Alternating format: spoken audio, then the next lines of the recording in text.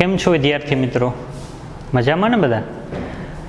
કૃષ્ણ કન્યા વિદ્યા સંકુલ ગુંદરણ તેમજ શ્રી વિવેકાનંદ વિનય મંદિર તાલાલાની યુટ્યુબ ચેનલમાં હું આપનું હાર્દિક સ્વાગત કરું છું. વિદ્યાર્થી મિત્રો, આપણે ઇન્ટ્રોડક્શનના 2 વિડીયોઝ છે જોયેલા છે આ ચેપ્ટરના. હવે આ ચેપ્ટરની આપણે શરૂઆત કરીએ તો એમાં પ્રમેય આવે છે. આપણે અમુક પ્રમેયો છે એ અગત્યના છે, શીખવા જરૂરી છે, જેથી કરીને આપણે જે સ્વાધ્યાયના દાખલાઓ ગણીએ તો ત્યાં એના જે નિયમો છે એ આપણે ખૂબ જ ઉપયોગી બને. તો આજના વિડીયોની અંદર આપણે જે પ્રમેય જોશું એ મોસ્ટ આઈએમપી પ્રમેય છે અને એક્ઝામની અંદર એ પૂછાતા હોય છે 4 માર્ક્સની અંદર. એટલે ખાસ બધા વિદ્યાર્થી મિત્રો એની તૈયારી કરજો. ઓકે, ચાલો તો પ્રમેયની શરૂઆત કરીએ. વિધાન આપેલું છે આપણને, જો 2 રેખાઓ પરસ્પર છેદતી હોય. શું કીધું અહીંયા?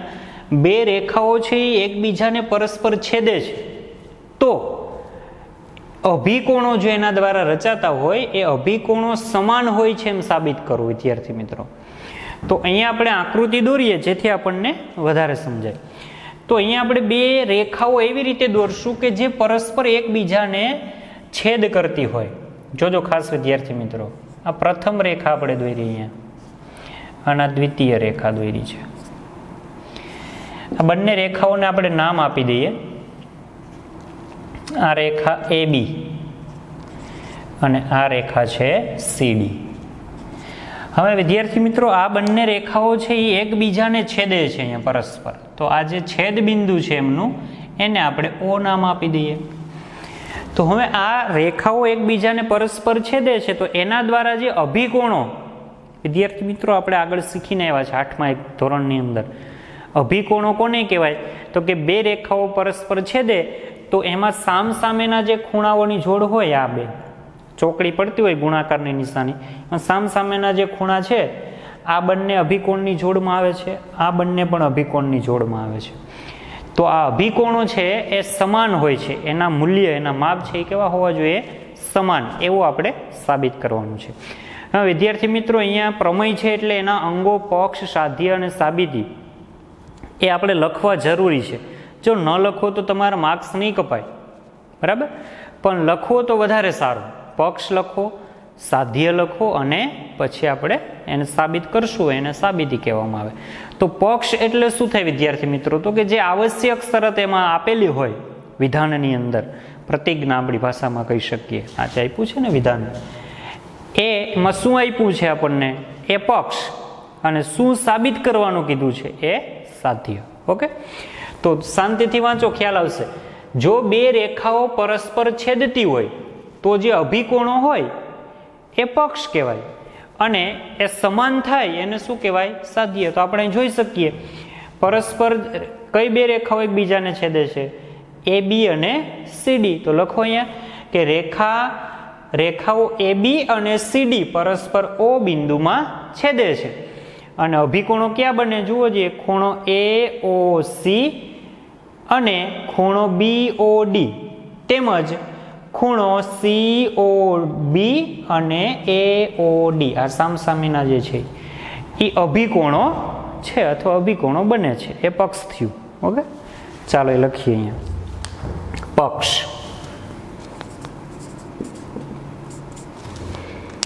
રેખાઓ AB અને CD પરસ્પર O બિંદુમાં છેદે છે અને ખૂણો AOC તથા લખીએ તથા ખૂણો AOC અને ખૂણો BOD તેમજ ખૂણો AOD અને ખૂણો COB અથવા BOC અભિકોણો છે. આ પક્ષ થયો.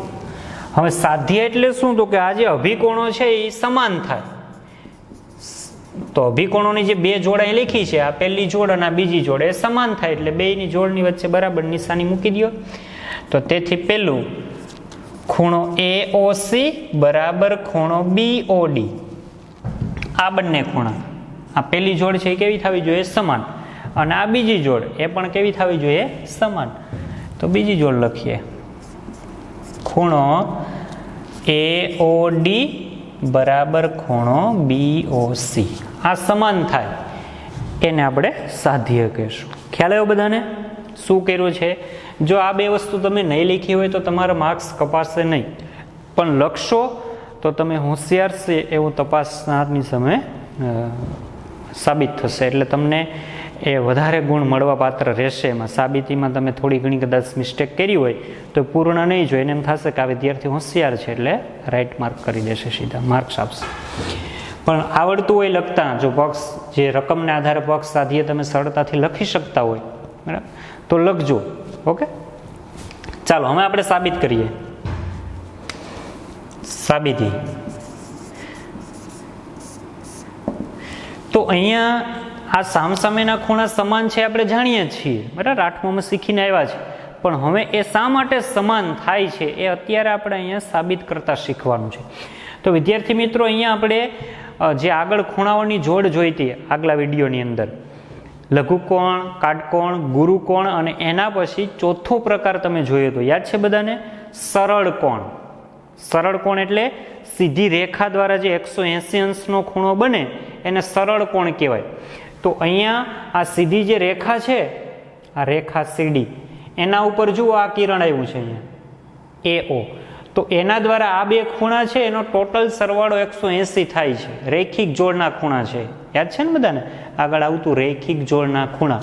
તો સીધી રેખા છે એના ઉપર બે ખૂણાઓ બનતા હોય તો એને રૈખિક જોડના ખૂણા કહેવાય. તો આ એક સીધી રેખા છે, એના ઉપર આ બે ખૂણા આવેલા છે, તો એ રૈખિક જોડના ખૂણા બને. એનો આપણે ઉપયોગ કરશું. પછી આ બે રૈખિક જોડના ખૂણા બને અને એ બે સમીકરણો છે એનું સાદુરૂપ આપી દેશું એટલે આપણે સાબિત જે કરવાનું છે એ થઈ જશે. ઓકે, ચાલો જોજો અહીંયા કે કિરણ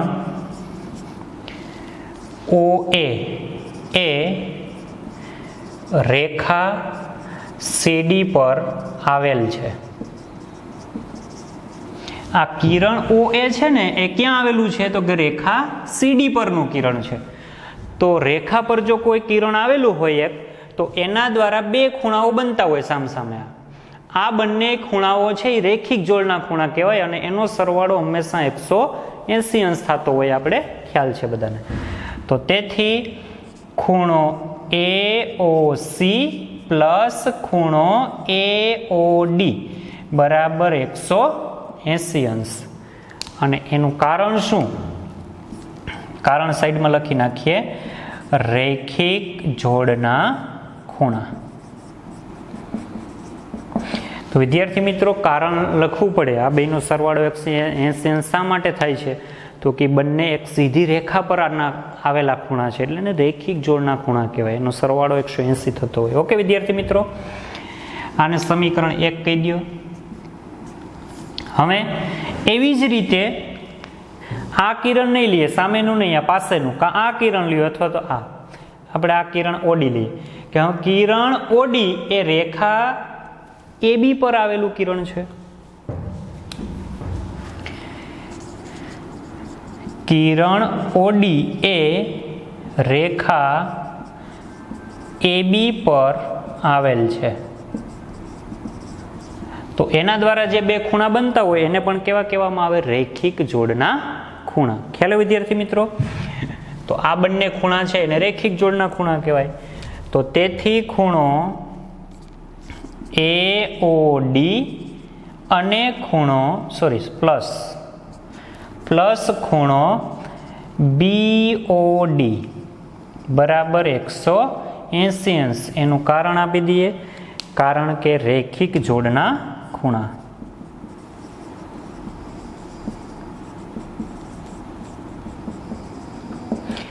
આને સમીકરણ 2 કહી દઈશું વિદ્યાર્થી મિત્રો.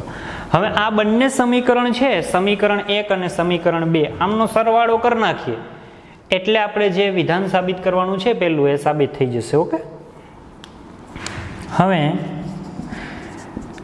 સમીકરણ 1 અને 2નો સરવાળો લેતા. તો સરવાળો જ્યારે કરતા હોય ત્યારથી મિત્રો, ઓકે, તો સરવાળો છે અથવા સમીકરણ 1 અને 2 ને સરખાવતા. સરવાળો નહીં કરીએ, સરખાવતા એટલે સમીકરણ 1 ની ડાબી બાજુ અને સમીકરણ 2 ની ડાબી બાજુ જુઓ તો સમીકરણ 1 ની ડાબી બાજુ અસમાન છે, પણ જમણી બાજુ બેની કેવી છે? સમાન. ડાબી બાજુ અસમાન લાગે છે, આપણે ખૂણાઓ અલગ અલગ છે, પણ જમણી બાજુ છે એ બેની સમાન છે. જુઓ, તો જો કોઈ સમીકરણમાં, બે સમીકરણોમાં જમણી બાજુ જો બેની સમાન હોય તો બેની ડાબી બાજુઓ પણ કેવી હોય? સમાન. તો જ એને સમીકરણ, એનો અર્થ શું થયો કે ડાબી બાજુ અને જમણી બાજુની વેલ્યુ સરખી હોય તો જ એને સમીકરણ કહેવામાં આવે. બરાબર? ઇક્વલ એટલે સરખું બે બાજુ, ઇક્વેશન એના પરથી નામ છે.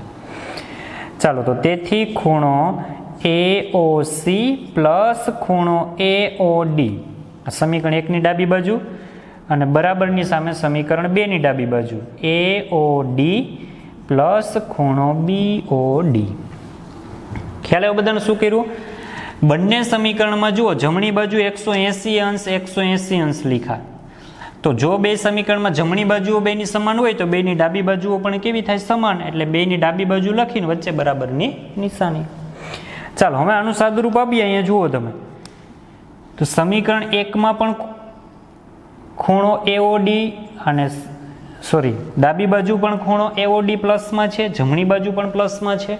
તો બે સાઈડ સમાન હોય એટલે ઉડી જશે. બરાબર? 0 થઈ જશે.